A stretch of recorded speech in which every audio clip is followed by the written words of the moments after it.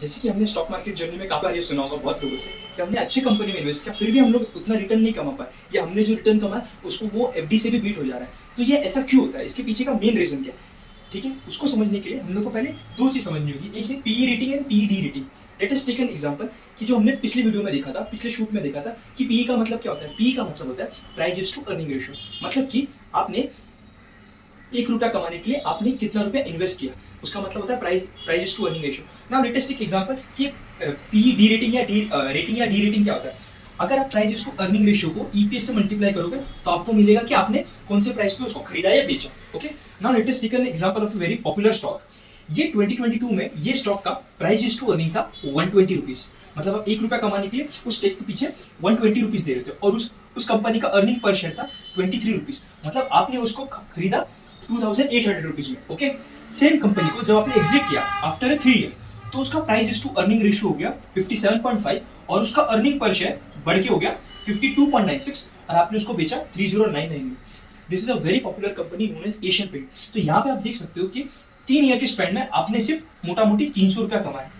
इसका रीजन आपको क्या दिख रहा है कि आपका कंपनी का पीई डी रेट हो गया, मतलब कि आपने जिस प्राइस में खरीदा था ना वो ओवर वैल्यूएशन था। Now let us take an example कि पी डी रेटिंग और रेटिंग कैसे मैटर करता है, और आपको अगर कोई भी कंपनी में इन्वेस्ट करना है तो किस तरीके से करना है।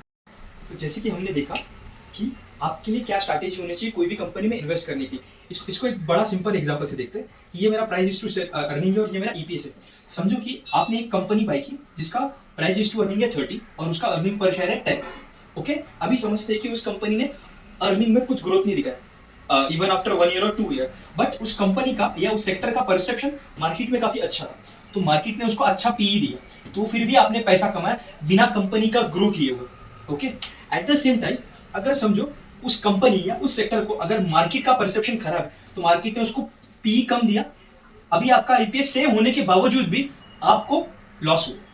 सो इसका मतलब आपको ये समझना जरूरी है कि आप जब कभी इन्वेस्ट करो तो आपको 4 चीज देखना जरूरी है। एक, कि आपने कौन से पीई पे स्टार्ट किया, मतलब आपका स्टार्टिंग का पीई कितना है और स्टार्टिंग का ईपीएस कितना है, at the same time ending का पीई कितना है और एंडिंग का ईपीएस कितना है। तो मतलब अगर आपको कोई भी अच्छे कंपनी में इन्वेस्ट करना है तो आपका गोल हमेशा ये रहना चाहिए कि उसका पीई की रेटिंग हो और at the same time earning per share भी ग्रोथ हो, तभी आप जाके मोटा पैसा कमा पाओगे। एट द सेम टाइम अगर उसका पीई डिस्टॉर्ट हुआ और at the same time EPS बढ़ने के बाद भी आपको वो सेम वैल्यू मिलेगा। इसलिए आप जो भी कंपनी में इन्वेस्ट करोगे उसका प्राइस टू अर्निंग का rating at the same time EPS भी ग्रो होना चाहिए, तभी आप जाके मोटा पैसा कमा पाओगे। Thank you.